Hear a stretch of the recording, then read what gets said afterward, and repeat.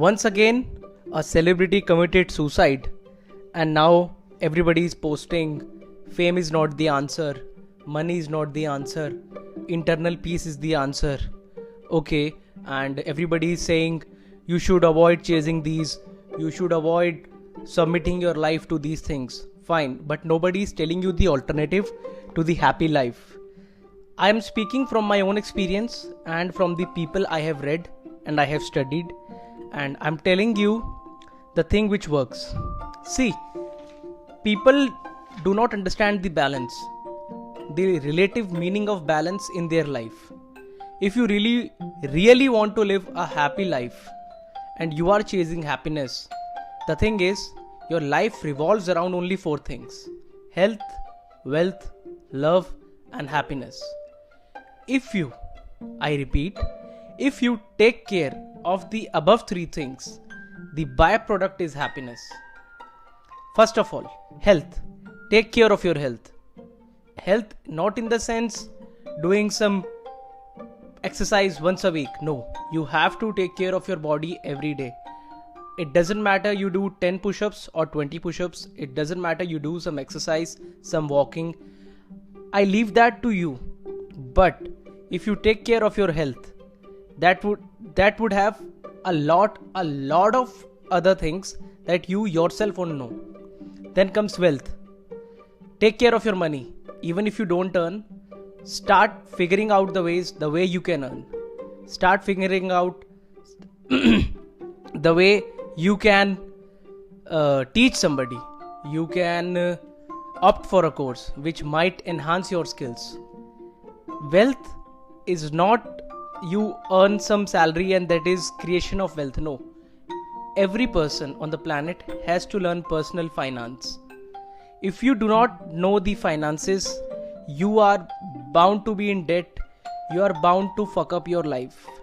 You have to understand personal finance, investing, and the power of compounding.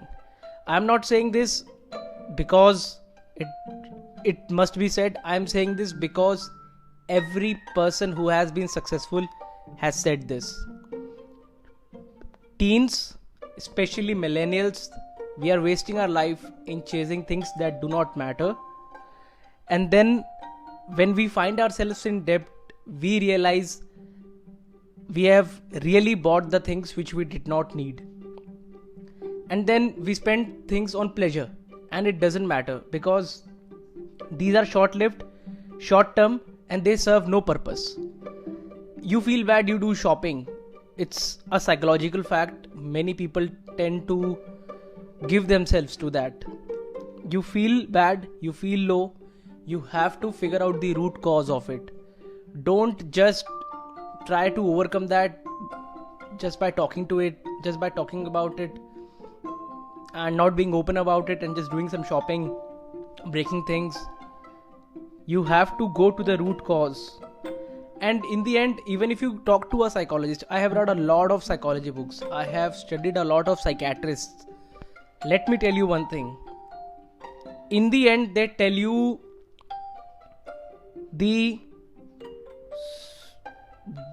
if I summarize what psychologists and psychiatrists will tell you in one line, that is, things are not in your control. You cannot control other people, other people's life, and the way others behave. And that is the teachings of Zen, that is the teachings of Buddhists, that is the teaching of Buddha, that you can only control yourself and not others. And let me tell you some practical ways through which you can improve your life. You have to read philosophy every day.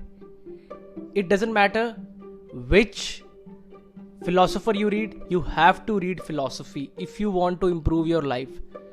Read Osho, read Lao Tzu, read, for that matter, you can even read Bhagavad Gita. But do your own research, but start reading philosophy.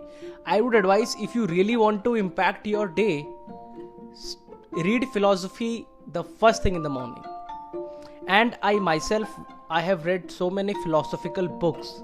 And let me tell you, the philosophies of Marcus Aurelius, Seneca, these people who were the founders of Stoicism, if you apply even the slightest portion of these teachings, your life will be changed in the drastical way possible.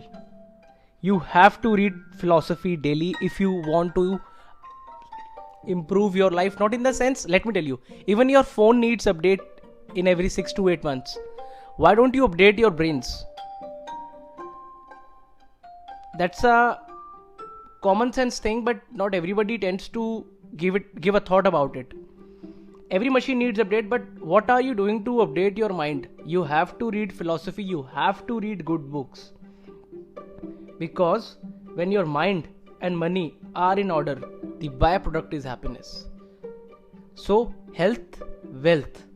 And now I'll come to love. Love in the sense, not love the romantic way which had been portrayed by the cinema. Spend time with your family, spend time with your friends who make you feel good. You can laugh about it. You do not care the way you behave with them. That is what love means. If you are doing shittiest, baddest and the weirdest thing with your friends, you are in good circle. No issues, spend time with them. There was a recent study done which concluded the people who spend time daily with their friends, they went out for a drink and they spent time daily with their friends, they lived happily and they lived longer than those who went straight away to the homes and found themselves struggling with their daily life. Everybody tells you, I know the answer, this is the answer. No. I advise you to learn from the best, read the best, and apply whatever you can. See, this is the quote which Robin Sharma, the great author of The Monk Who Sold His Ferrari, and he has written a lot of books, you can read his books, and Charlie Munger, one of the greatest billionaire, and he is termed as one of the most intelligent person on the planet.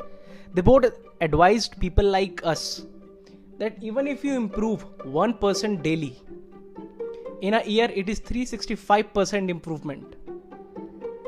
I would like to quote another person who is Jordan Peterson, one of the most well-known psychologists. He also said, do not compare yourself to who someone is today. Compare yourself to who you were yesterday. That's it.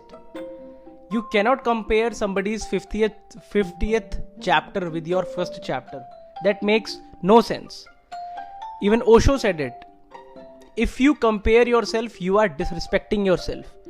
You cannot fall prey to the trial done by media. Media is now acting as if they are the ones who pass the judgment of who is successful and who is not. Let me tell you, please do not fall for it. Nobody is showing you the truth on their platforms. Do not fall for it. People have really forgotten the difference between shame and fame.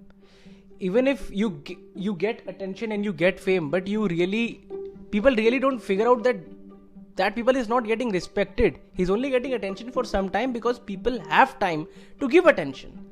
That's it. And if fame is all you want, and if fame is all that you are after, and you think your life is not a success because you haven't achieved fame, then Marcus Aurelius, one of the greatest thinker, one of the greatest emperor who walked the planet, he said this to his fellow men.